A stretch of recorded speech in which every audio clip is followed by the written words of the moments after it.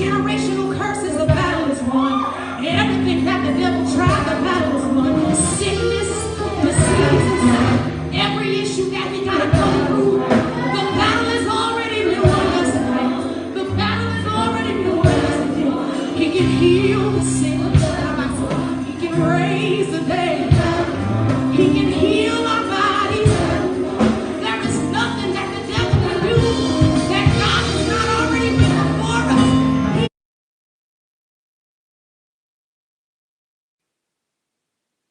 Facebook, what's going on, everybody? I'm so happy to be here on another segment of Mind Your Mondays. Y'all know I ask y'all to do three things when y'all come in. I ask y'all to like, to share, and to comment. And today we have an amazing guest, one of my good friends and colleagues and partner with M.Y.B, Dr. Aikisha Smith. She's been on. In fact, I believe when we first started Mind Your Monday, she was our very first guest. And so we are excited to have her back again tonight. I'm excited. I present to everybody Dr. Aikisha Smith. So I want you to just introduce yourself, tell us a little bit about who you are, just remind us, and then we're going to get into this discussion. Go ahead, Doc. Yes, so I am Dr. Aikisha Smith. As Minister Johnson stated, the chief strategist for M.Y.B, and I have a doctorate in clinical psychology, and I'm also a licensed social worker. Ooh, she loaded, y'all. And guess what? She's a black woman. That's that's one of the most appealing parts about this. But today, listen, we've been on just this flow of talking about anxiety. Our no judgment zones have been filled with so much knowledge and empowerment, and I want to kind of stay in that vein. I want to pull out and extract a few more points for our viewers today, just concerning anxiety and what that looks like for the African American community, for the African American church, people that go to church, and just African Americans, period. Aikisha, Dr. Aikisha, tell us what is anxiety? Explain anxiety, and what that looks like, and maybe just maybe a few types of anxiety, and what that looks like for the African American race. Sure. So anxiety, when it comes to the DSM-5, which is our clinical handbook that we use as clinical social workers, clinical counselors, and psychologists, as well as psychiatrists, is just the definition of anxiety is an excessive worry for almost about 6 months. And with that worry, you get like sweaty, trembling, not nauseous, chills, shaking, irritability, fatigue. And so those are some of the things that come along with anxiety. And there's more than just one anxiety. I know a lot of people are very familiar with generalized anxiety disorder, but we have panic disorder, separation anxiety, specific phobia, selective mutism, um, social anxiety. I think I said that. I'm not sure. Just all different types of anxiety that you can fit into different categories. Agoraphobia, that's one of them. So there's about eight of them. Yeah. What do you see most commonly? I mean, I don't say that one is better than the other or worse than the other, but what is the most common that you see, that you hear from your clients? Yeah. So the most common one we see is typically a generalized anxiety disorder or panic disorder, Mm, or sometimes people say panic attacks. So mm, and those are the main ones that we typically see. And research shows that with panic disorder, a lot of individuals go to the ER. When mhm. it comes to panic disorder, because they feel like they're dying and may feel like it's a more of a medical issue, when actual reality, it may be a clinical issue. But we obviously want to encourage our anybody to go to their or consult with their medical physician just in case to rule things out. But those are the two most common ones we see. Social anxiety is up there as well, but the two most common one is generalized anxiety and panic disorder. Tell me, Dr. Aikisha, is there, in your clinical opinion, in your clinical opinion, is there a gender that may deal with anxiety more just based off of statistics? I mean, Mhm. is it maybe more so for men, more so for women? I mean, which is there age group? What does that look like for that? Yes. So what I've seen in research is that women tend to be a lot Mm, more associated to the rise of generalized anxiety disorder or just okay. anxiety disorders in general. Okay. That's not saying that men don't have anxiety, but when it comes to collecting the data, we see that women tend to be on the higher end of that. Age group wise, everybody, well, individuals under 50 Sure. tend to have a high rate of anxiety, but Yeah. specifically individuals between 15 to 25. That's a Okay. really, really big group who reports having high anxiety. Wow. Yeah. Wow. Why do you think? Do you believe that it is attached to specific moments in life? Maybe you said between 15 and 25, and I know between that age, I mean, you're close to, you're dealing with peer pressure in high school. I mean, you're Mhm. dealing with graduation, you're dealing with college and new experiences in life, and Mhm. maybe career changes or, approaching new careers. Do you think that's attached to those, those high moments in life? Absolutely, Sure. absolutely. Because we all know that any individual, when they have any type of change, especially a big change, it can Yeah. be difficult to process and like we're not really sure what to do.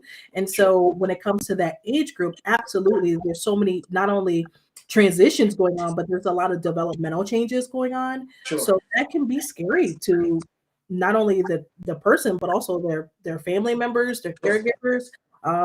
And so, even in the situation that they may be in, or the environment may not be as supportive, and Mm, that could cause a lot of anxiety if they're yeah. not the people around them that's not even sure what to do. Yeah. So, yeah, absolutely, I think you're spot on with some of those things, and in particular with social media, there's been a rise in all different platforms. People get to share their lives, and so we all know that on social media we see a lot everybody's great times and everybody's having a good time and everybody's background, we see them or what we perceive to see. And there may be individuals who just believe that their life should be all together based off of what they see on social media, Right. and that could cause some anxiety as well, that they may not know their purpose and they may not know where they're going in life because they see other people who may have it all together. Sure, sure, and that is how MYB unfolded, because what we believe here is there are two sides of the spectrum, y'all, and I know y'all see the good in everybody. Social media, advertises what happens, for people, positive and all that. But look, there are negative times in my life, and I believe that if we can accept the fact that things aren't always good, it allows us to be our most authentic selves, and we can accept the fact that, hey, in my bad times, and we're gonna get to, I'm gonna bring this point out later, embracing those troubled times, not declaring that you're going to be that way always, but allowing it to happen, accepting the fact that it happens, and then allowing that process to work instead of repressing and suppressing our emotions of the events that happen in our life when it happens, because of course, we use the statement, we have to be strong. Mhm, But I believe that it is in our weakness that we're the most strong. mhm. That is when we exude our most powerful self, is when we can accept the fact that right now I'm weak, but once this point of my life has been worked on and processed, I'm going to come out better than ever. I'm going to be a very, very powerful individual. So tell me, Dr. Aikisha, how are some ways that anxiety develops? So sometimes, well, based on research, we have a few ways. on how this develops. So first we have these exaggerated responses. And what that means is that sometimes when we think or perceive that there may be a threat around, our body responds. And again, like I mentioned before, it may be the sweating, the trembling, the shaking, or the irritability, the muscle tension, Yes. the worrying.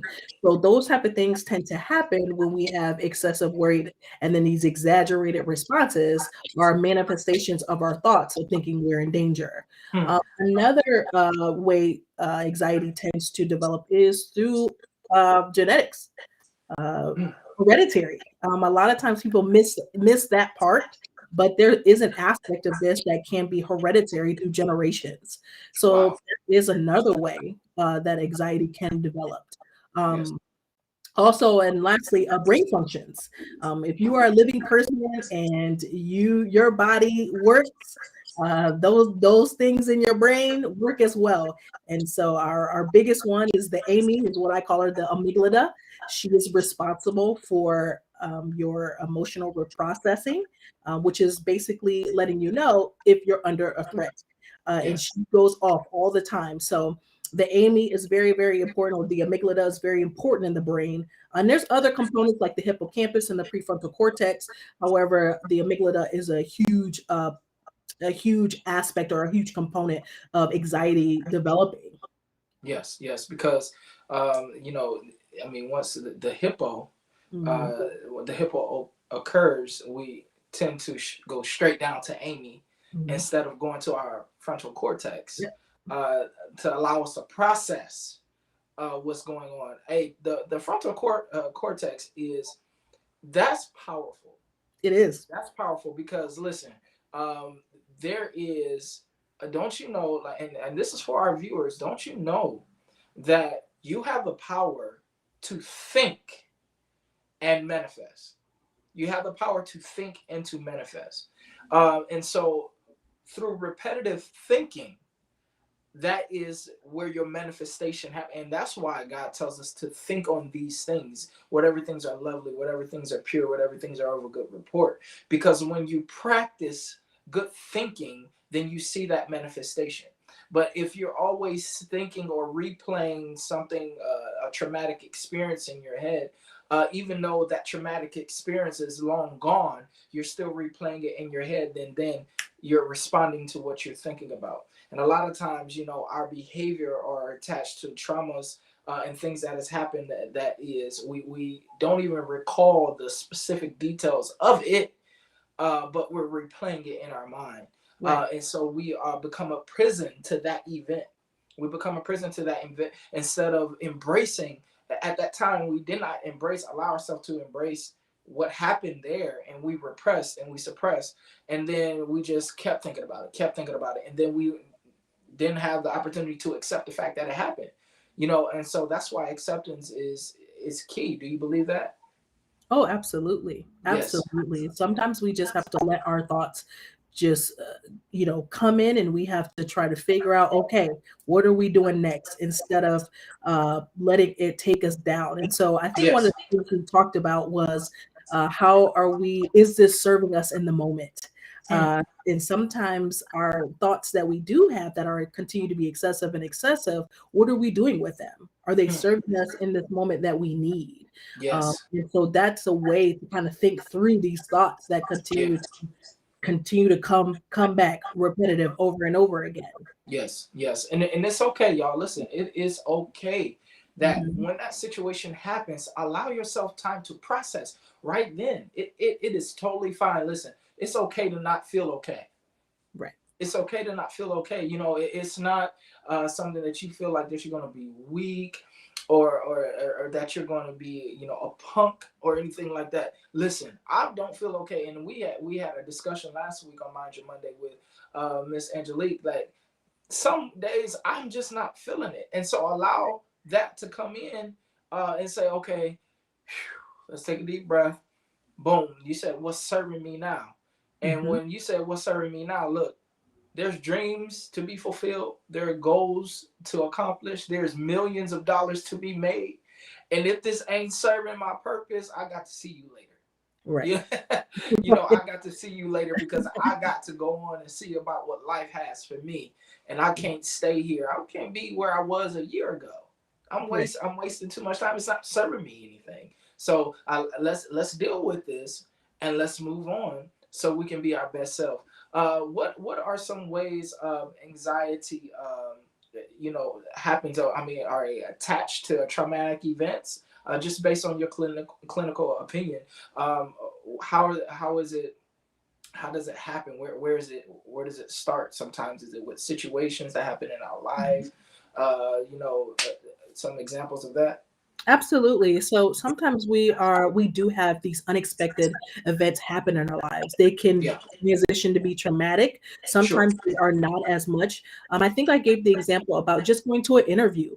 So we Yeah, know that we have this base level of anxiety just going to an interview. yeah, And those things are okay. Like yes, you have a basic level of anxiety that I'm pretty sure everybody, probably 99% of people are nervous going into an interview and feel anxious yeah, or meeting new people. It can be yes, very, anxiety provoking if you're in a crowd of people you don't know. yeah, So absolutely, like just yes, everyday regular type of situations happen all the time, yes, where anxiety can be provoked. If you leave, and this is a common one, if you leave your cell phone, you forget it. Or if you can't find your keys and you got to yeah, get somewhere on time. Like yeah, those are anxiety provoking situations. So yes. now while that may not meet a clinical level, it's still Hmm. some level where your body changes, your mind starts to race a little bit. Yeah. Is when it reaches the clinical level, at least for us as clinicians, we need to see that excessiveness for over 6 months. So if Okay. you're constantly worried, constantly about just several different things, then we would start look at, okay, how do I get the help that I need? Because I realize this isn't going away as much Yes. as I want it to. So when do I need to seek help? That would Yes. be the time to seek help. Yes. It's a continuation, like you said, the repetitiveness. Yes. Yes, but again, like you said, everyday stressors happen. They do Yes. cause a base level of anxiety. So Yes. yes, I agree. Yes. Ways. I want to get to this part. Ways to cope. I mean, how do we handle this thing? You know, we talk about it. You know, and we face it. How do we get a hold on this thing? I mean, sometimes we say we want it to go away. Okay, we could want it to go away, but how do we just manage it? How do we accept the fact that maybe I just may have to just manage this thing? You know Yeah. what I'm saying? And just grab a hold of what are some ways for us to manage it, to cope with it? Yeah. So I know one of the ways that I've been taught, even in my clinical training, and I know this may sound really basic, but breathing.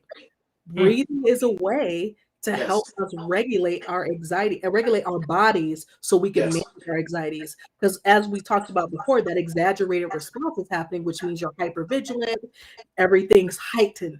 So now yes, we want to bring ourselves back to a more basic or base level. And yes. we can do that by breathing. So Wow. just taking 5 breaths in, inhale, exhale to help regulate your body. That's one way. Okay. Another way is sometimes we tend to just ask for the anxiety to just come in. Yes. There may be times where we can't fight this anxiety in that moment, and Yeah. we can invite it in and say, you know what? Okay, today Yeah. I'm just anxious right now, and I'm going to allow myself to feel it. I'm going to allow anxiety to just park right next to me, and we're just going to have a moment and Yes. sit here Yes. and let it happen. Let your body or let yourself be anxious for a moment. That doesn't mean Yes. you have to stay there. It Yes. just means that you're allowing it to happen for that moment. Yes. And then lastly, this is the one that's pretty probably the hardest for people besides breathing, is stepping up your exposure. So whatever that you may be afraid of or scared Mm, of, you can lean into that discomfort. You can yes. expose yourself to it just to help you regulate and help you kind of get that balance again. That doesn't mean it won't still be scary. It just means that you're trying to manage it so that way you can move on with your day-to-day functioning. Wow. Wow. I want to go to that breathing. That breathing that hit home to me. I love that breathing. We always tell everybody in church, to raise your hands above your head. Absolutely. Lift your hands in the presence of the Lord. We love that. Lift your hands in the presence of the Lord. But also it relates to sports because Mhm. when I played basketball in high school, and they used to tell us don't crouch down, grab Mhm. your shorts, because you condense your lungs. But stand up and put your hands over your head so your lungs can expand and you can breathe. Right. And the best posture for us to have is one of with our hands up. And what is that posture? So many things that posture alludes to. It alludes to surrenderance. Like I welcome this in. Like it's okay. I need to breathe. Let me take this time to breathe. I surrender. My hands are up because I Right. can't do this, and allow myself to breathe in and release. And a lot of times, it's the release. It's the release, y'all. It's the release that we need. A lot of times we get caught up in taking the breath in because that is what really signifies life. Right. Is breathing in. If you ever think about submerging in water, uh, for you to drown, it's because you cannot breathe in. Hmm. You cannot inhale. And a lot of times we take in so much, we Hmm. inhale so much, but we have to learn to what? Let go. Yep. To Yep. let go. That is where you start to see the pressure decimate right there. Let go. Let that thing go. Yep. It is okay. You breathed in. You breathed in. You took a breath in. You've embraced it. Now let's go. Let's Right. go. You Right. know. Yeah, I And totally agree. yeah. Letting it go. I think because at the base level of anxiety is fear, because we Yes. fear the unknown. And so Yes. when we, like you said, surrender and let that, because we want control so much, and Yes. sometimes we can't control what's going on, and it's okay to let all that go. It is Yes. okay because life is just unpredictable, right? Things Yes. are going to happen that's going to be out of our control. So Yes. letting that go. Now it's hard, it's easier said than done, but if Yeah. you practice and continue to practice, like, hey, can I control this in this moment? Well, Yes. maybe I can't. So how do I manage moving forward? Well, maybe Yes. I'm gonna have to let it go for now. I'm gonna Yes. have to let this go. So Yes. that way we can reduce the suffering that you're putting yourself through. Yes. So Yes. absolutely, absolutely Absolutely. letting go. Yes. Let go. Let that thing go. Um. So this conversation was extremely like informative. There are some Mind Your Mondays that we get, really, really, really like deep and we hit the spiritual, but there's sometimes that we just need information. Yep. We need practicality. We need things that tools that help us get from one point to the next. Right. But I want to, as we come to the close of this segment, I want you to kind of give some empowerment. I know you said it's women that deals with this the most. I want you to talk to the women, Yeah. just real quick, and just giving them something just to hold on to, some hope, that although you may be coping with this, you're Mhm. coping with this, you're living with this. You Absolutely. you don't you don't have to die from this. You don't have to look at yourself as as a terrible person because you struggle with this. I just want you to take just a moment and Yeah. just encourage the women out there, and this is not excluding anybody out, not excluding rather children, or men, but I want you to talk to the women this week and just give them something just to hold on to, Akeisha. Yes, absolutely. Well, first and foremost, I want to say that you are not alone in this. Yes. There are millions of people who have been diagnosed with anxiety, so you are not alone. And Yes. I will have to say, probably the person sitting next to you is probably going through something that is anxiety provoking as well. And Yes. you are not alone in this. Okay. Yes. One of the things that was brought up in research, and I want to make sure that I say this word, and the Yeah. word is self silencing. Hmm. And this has been such a practice that a lot of Black women and women in general have consistently taken on because they don't either feel comfortable expressing how they feel or that the load is too much. Take the load off, sis. Wow. Ask for that help, ask for Yes. that assistance. Yes. If you're struggling and you can't hold on to it anymore, let it go. Yes. Ask for that help. We are here to help you. Yes, we are. We are here to help you. And silencing yourself is not going to give you the relief that you think it is.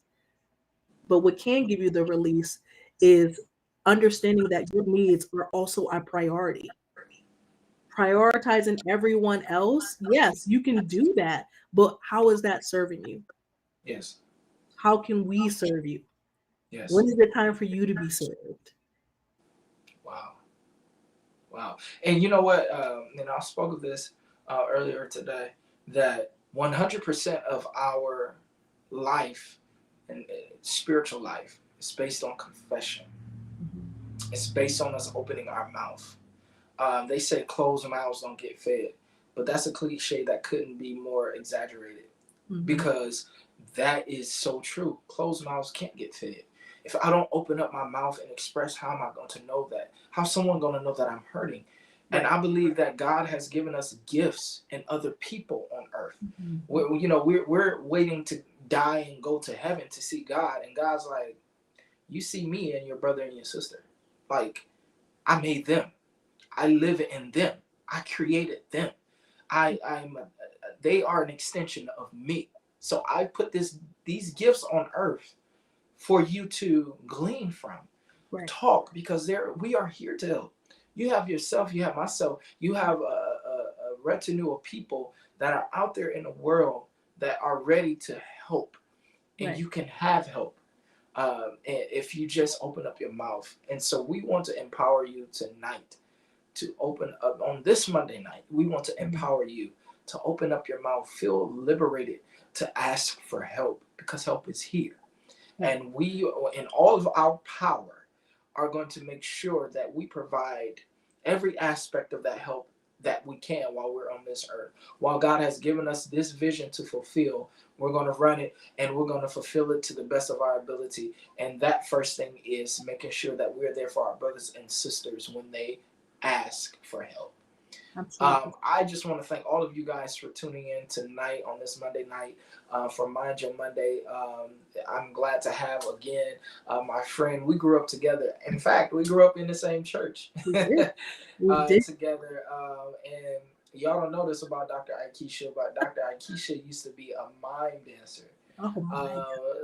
She used to mime, and I believe her group name was it It was DIV. DIV. Yep. Absolutely. DIV, man, Into they the used to victory. tear. Yeah, man, they used to tear the church up. In fact, and also it was Dancing in Victory, but all of your names were the acronyms to that. Hmm. Yep. And so that was so cool. That was so cool. So it's good to see you in one aspect in life, and then Yeah. see you in the next. I think Yeah. that's pretty awesome. So kudos to you. Thank you so much for your time. Thank you for lending us your brain, to pick your brain for some information and practicality. And if you guys have enjoyed Akeisha, I want y'all to write in the comments, give her a round of applause. If y'all have any questions, y'all make sure y'all say something. Again, open up your mouth, ask for some questions, because we're Mhm. here to help. Listen, there is another way that you guys can partner with us, guys. If you guys want to see more of these things, I want you guys to text right now, M.Y.B fam to 94253. It's at the bottom of your screen right now. I want you guys to connect with us. And you guys can, anytime we go live, you guys can subscribe to what we're doing, become a part of our M.Y.B family. And don't be left out on anything. This thing is going to just continue to go up. We're ascending, guys. We're not staying baseline. We're not going down. We're ascending. And so we want you guys to make sure, we want to make sure, rather, that you guys are on board on the ascension. We want to make sure that you guys are right there with us as we continue to go up. So partner with us. Again, M.Y.B fam to 94253, and watch this thing evolve into something that is extremely, extremely special, and is bigger than us. Again, if you guys want to partner with us, you can do that. If you guys want to partner with us monetarily, you guys can as well. You guys can, so there are the ways of giving. You can give through Givelify, through Cash App, through PayPal. Just text give M.Y.B to 94253, and we can send you a link where you can sew into us. We can't do this without your help. In fact, what we're doing now is because you guys have helped us so far. We've been able to get our lower thirds and our streaming and stuff like that, get our things together. When we first started this, running into so many glitches. But thank God, God has allowed us the opportunity to get what we need to make this a little better of an experience for you to watch and for you to listen to. But we have more that we have to do. And so without your help, it can't be done. But also, we believe that God has put his hands on this vision. And so it's not that, we're so needy. No, no, no. We want you guys on board with us. Yep. Yeah, we want you on board with us. Because when you're with us, that means that it gives you the concept of we are family. And with mental health, if I can just give you a tidbit of this information, all of the people that I've come in contact with, clients and patients, they want to feel included. They want to feel like they're a part of something, because a lot of times they've been disassociated from their families. They've disassociated themselves because they've isolated themselves because they think that since they have a mental illness, nobody wants to deal with it. But we don't do that here in M.Y.B. We want you to feel connected. So connect with us on tonight. We're excited. Next week we're gonna come with some more fire. Next week you guys will see Dr. Aikisha. We're doing the no judgment zones. Guess what? We broke a paradigm today, and we did a no judgment zone on a Sunday morning. So we infiltrated Sunday morning worship with one of our partnering churches, and it was something special. I mean, the setup, it was weird because what we were normally hear a preached word, we had a no judgment zone, and we talked, we had discussions, we had people asking questions and people saying, okay, I deal with this, I see this, I feel this in a traditional environment. And so that is what we're setting out to do. We're setting out to break the norm. And so what is traditional, we're bringing an untraditional approach. And I believe that is something extremely special. And Dr. Aikisha has done a wonderful job being with us. And we're going up, guys. So I'm excited about this. Hey, listen, I love y'all. I appreciate your time. And I appreciate you guys partnering with us and watching us. Hey, feel free to tune in next week on another week of Mind Your Monday. We'll be coming to you right again at 7 o'clock on the dot every Monday. So thank you, Dr. Aikisha. Thank you. For your time, and we will be seeing you soon, y'all. Hey, don't forget, y'all, in all aspects of life, mind your business. I love y'all. I'll talk to y'all next week. Peace.